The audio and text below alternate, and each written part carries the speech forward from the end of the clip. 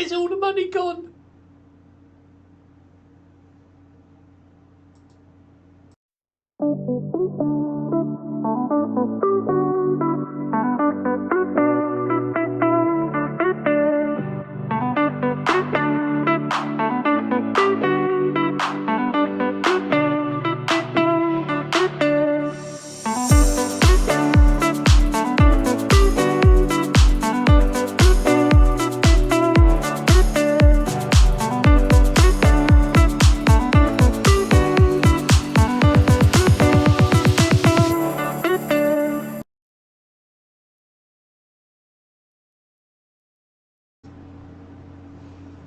So here I am on my Lottie spreadsheet. It's a Google Docs. The intention is that at some stage I might release it out and share it, let's see if other people find it useful.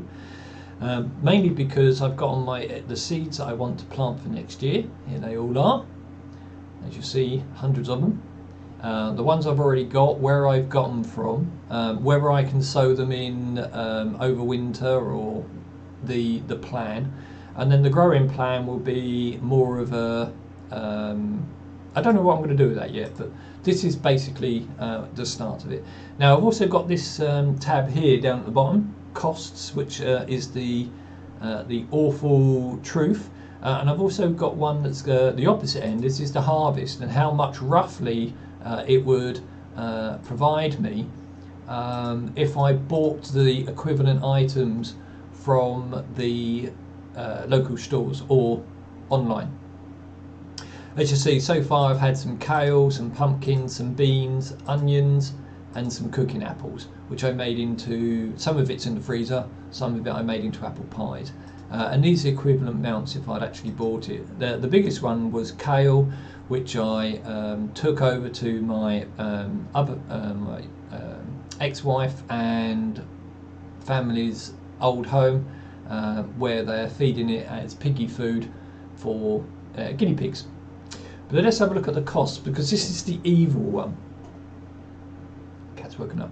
This is the evil one that I need to show you. My total expenditure today, and I've been retentive about this, every single expenditure, right down to the last, pennies and things, is £817.36. £817. £817.36. I can't even say it, it's astronomical. So, where's the money gone? Let me turn off my little picture and let us then continue with the breakdown.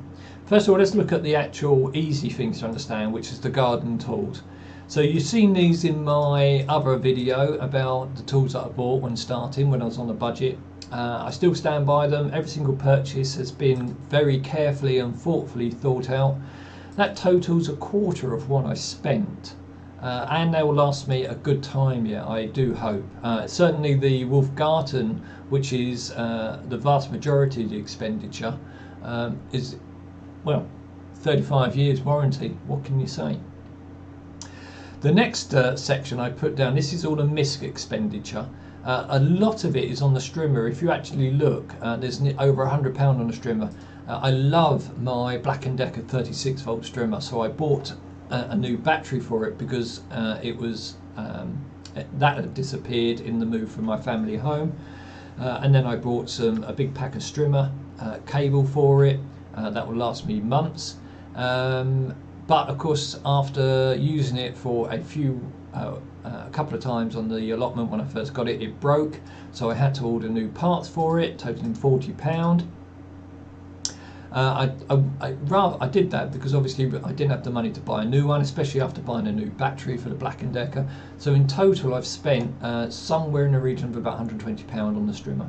That's not too bad when you consider this one new with batteries is over £200. 188, I think I found it with one battery. The other things I bought, these misc tools, so are tools that I'm using down at Allotment, but could also be used around the house as well. Things like a club hammer, pliers, a file. That included a small hammer and some other tool bits, a broom, padlocks for the shed string, and then clothing, lots of gloves and a pair of Wellington boots. Altogether with the strimmer, that comes to £212. Now, as I say, a majority of that, over £100, is actually the garden tools. The only other thing down here is that I spent money on shipping, which comes to £12. Now on this side is more of the miscellaneous stuff. Now over £100 I've spent on beautification, and this is mostly around the pond, but will also include pollinators as well, that a lot of people include. So I've included these, there's lots of bulbs, seeds for growing on, grass seed and such like. That totals over £100. Now that could be a big waste of money. It might be, but then again, pollination in the allotment, so crucial. So this is a hidden cost, one that you can't quantify exactly. But when you look at it during the spring and all these bulbs are up, and when you look at it during the summer and all the wildflowers are in bloom, maybe you can quantify it. Also down is bird and weed control. And as you know, I do have a particular pigeon problem, so this all goes down, and that's £123. Now I will never need to buy any more weed fabric. I might need to buy more netting and fence stakes, but not for the foreseeable future. So you know, that's a justifiable expense, and if I want to see greens and other brassicas growing and such like, then that's a good investment. I regret buying the weed fabric, because had I known what I know now, I would have been using green manures to actually cover the ground, rather all cardboard or such like. So I do regret buying that, but you know, what can you do? It is what it is. It's been spent. Finally, this is all compost or seed train, not finally, but on this expense. So comfrey I've included as a compost for obvious reasons, but I have bought other compost as well to plant seeds with as I started out. You know, things like the cauliflowers and all of the peas and beans I germinated actually on the windsills in the bungalow here, and I'm staring at the camera, but I've turned off the camcorder, so there you go. That's not having much effect. So here's all of the seeds and things. Now that comes to an incredible £60 to £90. Oh, Black Friday, thank you very much indeed, B&Q. That comes to an incredible £70 odd. So there's a real hidden cost. Now this is mostly seed compost, although a little bit of the compost will be for the herbs outside. So about half of that expenditure, I guess, I'll never need to worry around again. But every year I will be actually buying seed compost and other composts. But the majority of compost will be made actually on site. It will be from the green composting I do there, in conjunction with mostly brown composting I do from home, and they'll be mixed together to form a compost within a year or two down on the allotment. And of course the leaf mulch that I'll be getting out, the leaves that I'm collecting, very important, and that will all go towards that. So hopefully this will be a minimal figure each year. No fee for the rent until December, but that will be £20 ongoing. And here's the money I've spent on seeds. As you see, if I click down here, you'll see that I've got probably a majority of seeds that I need, apart from the R's. So hopefully, you know, the amount of money I spend on seeds won't be negligible. It will have a significant amount, but not as much, because I've already spent £50 on it. And I'm growing already over winter the garlics, peas and beans, the what else was there? The garlic, peas, beans, cauliflowers have all been planted. You know, along with some of the bramble and stuff that's been planted as well, and shallots. So that's it as far as the expenditure. So how has someone claiming poverty and on a budget from welfare benefits actually been able to afford this? Well, in the UK we have been extremely looked after by our government. People on low income, which I am considered one of, have had payments for cost of living towards trying to being able to afford the increase in prices.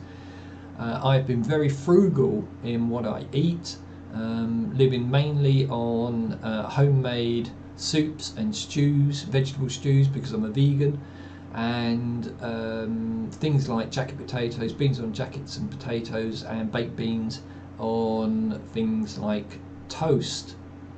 And I've been making my own bread successfully. It's not brilliant bread, but I'm going to look into diversifying into putting seeds and things in. We'll see how it gets on. But yeah, I've been very frugal on how I eat and on what I spend. I live in a bungalow. I have very little in the way of interests other than computer games, and I watch like TV and YouTube a lot. So it's not as though I spend a great deal of money on hobbies. So as this is now my number one interest and hobby, it's not that amount of money when you think that this has been spread over from August, September, October and November. So yeah, I hope that the money is justified. It's the majority of money that I've spent out that I don't need to spend again, especially on the tools, as they've all got very long warranties and such like. Fingers crossed, touch wood. The only other expenditure that I'm going to make this year is a greenhouse. We've just received a second payment towards the cost of living, and I've put it all towards the greenhouse. Now this £800 and the money that I've spent on the greenhouse is all going to save me considerable amounts of money on food next year, the growing season. And it's simple. I'm a vegan. I eat mostly vegetables, and the majority of vegetables I can grow myself. There will be various things that I'll have to keep buying, chickpeas, lentils, and various other miscellaneous beans that don't do well in the UK, but the majority of food I'm going to grow myself. Beautiful homegrown food. So yeah, £800 on this, 400 maybe pound on the greenhouse, but I spend maybe £100 more a month on vegetables every month. This will pay for itself within a year. Do you agree? Do you disagree? Let me know. My closing thoughts on this are, I don't care how much it costs, as long as I don't run out of money and I still have food. I don't care how much I spend. I'm going to spend a lot more on flowers, on things that will make the allotment and plot look good and be a nice place to be, because I don't do this really for the food. No, I don't. It's going to be fantastic having the food at the end of the day. I do this for my mental health and physical health. I haven't felt this good in many a month. Being down there is the most enjoyable time I have at the moment. It really is a wonderful time, which is why I hate the bad weather. I still walk down in the rain sometimes just to walk around the allotment and see how things look in the rain, and the pond, watching the water gush into the pond, and just be at peace in a place where I can find the robin who comes and talks to me, plant life, insect life, and some like-minded people. Yeah, I don't do it for, it's not going to be for the money. I don't mind the expenditure. I do it for the actual love of it. Do you have similar thoughts, because I'd love to share experiences. Tell me in the comments below. Thank you for watching this expose of the disgusting amount of money I've spent on it. But thank you very much indeed for watching. Bye bye now.